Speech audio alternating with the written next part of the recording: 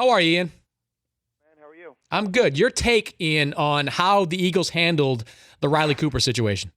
Well, once the situation happened, once it became public, and it seems nowadays everything is public, for better or worse, I think the Eagles handled it as well as a team could possibly handle it. I mean, this is why you have really good PR and media relations people. I mean, it's not to, facilitate interviews, really. It's to make sure when something just horrendous and crazy happens that you deal with it in a way that, deals with it, but also, is in the best interest of the team. And, I mean, Riley Cooper came right out and apologized and looked as hurt and disgusted and embarrassed as you can look, which is good, as he should.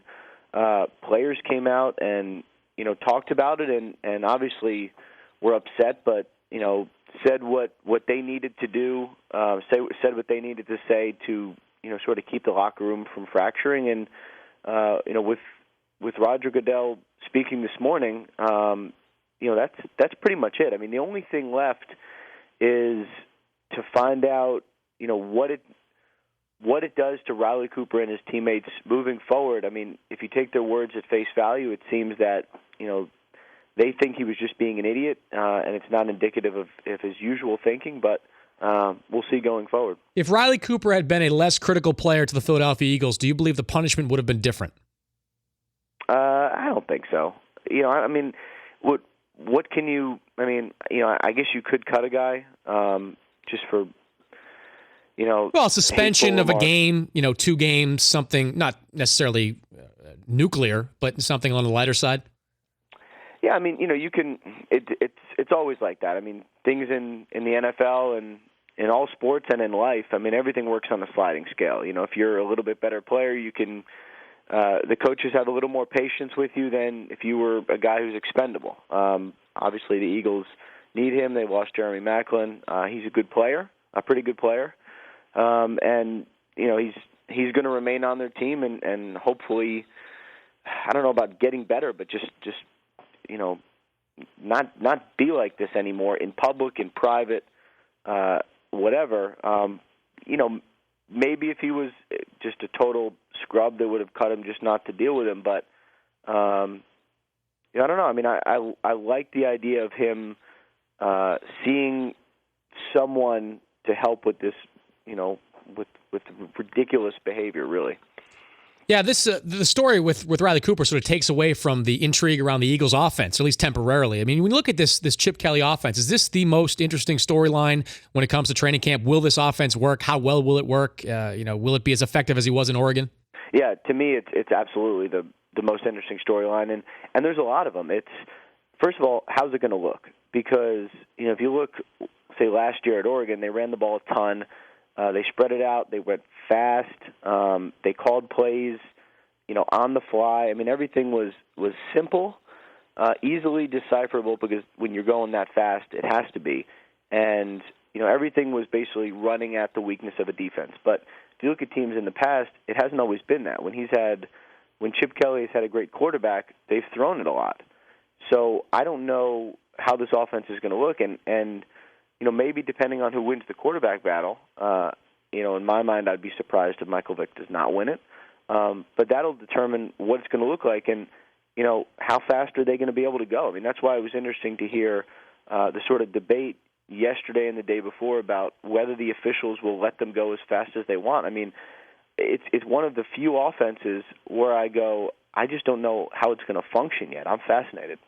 He's Ian Rapoport, NFL insider for NFL Network. Ian, Geno Smith, it sounds like he's starting to play a little bit better in camp. I mean, what are the chances that this guy can overtake Mark Sanchez for the starting job? Yeah, I mean, I guess it's possible. Based on what I hear still, it'd be a little bit of a long shot to start week 1 with Geno Smith. Now, the fact that he's getting better, picking things up, I mean, he's got a good arm. He throws a beautiful ball. I mean, just listening to guys scout him during the process, that was evident. Everyone, even if teams didn't pick him, they loved watching him throw. I mean, just, football junkies love watching him throw the football. But so, he's going to be there. I don't think he needs to start week 1 to be a threat to Mark Sanchez and to be a guy who could take over the starting job. But the thing you got to understand about Geno Smith is, his offense in college was very simple. He didn't have a playbook. They would basically learn concepts during the week, and then the plays would be called from the sideline with a little input from Geno at the line. So getting used to things like an NFL playbook that's a big leap.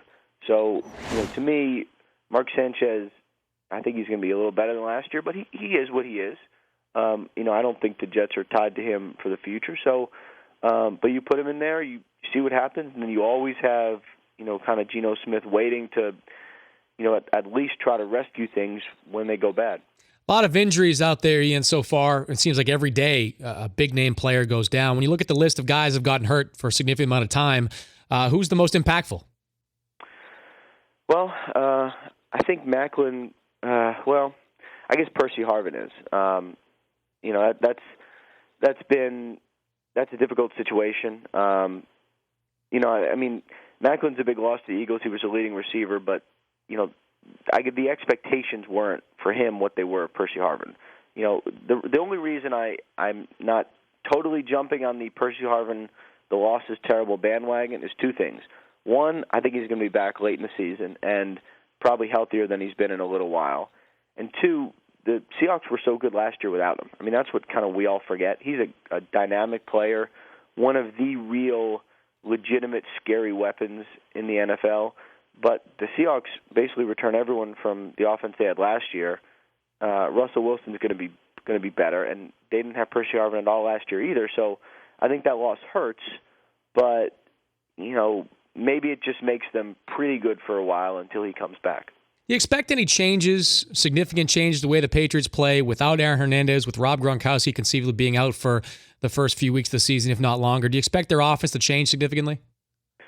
Yeah, I do.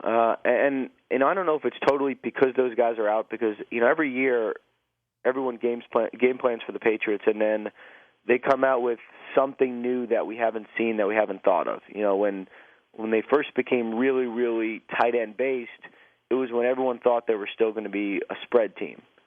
So it's always new, and it's always interesting, and it's always taking advantage of what they have. My sort of educated guess is I think the Patriots are going to run the ball a lot. They loaded up on running backs. They have an offensive line that should be really good, really, really solid and good. And, if you don't have those two tight ends, you have unproven receivers, you have running backs who can really pound it. And I think Stephen Ridley is going to be, if he can hold on to the football, I think he's looking at kind of a breakout year. And this will be the Patriots' wrinkle. It'll be running the ball when everyone else is in nickel and dime defending them, and then good luck. That's, to me, the main advantage the Patriots have is you can keep teams off balance like that, because if you get in 3rd and 5, you still have Tom Brady. Thank you, Ian. Thank you, man. That's Ian Rapoport, NFL Network, here on The Dan Patrick Show.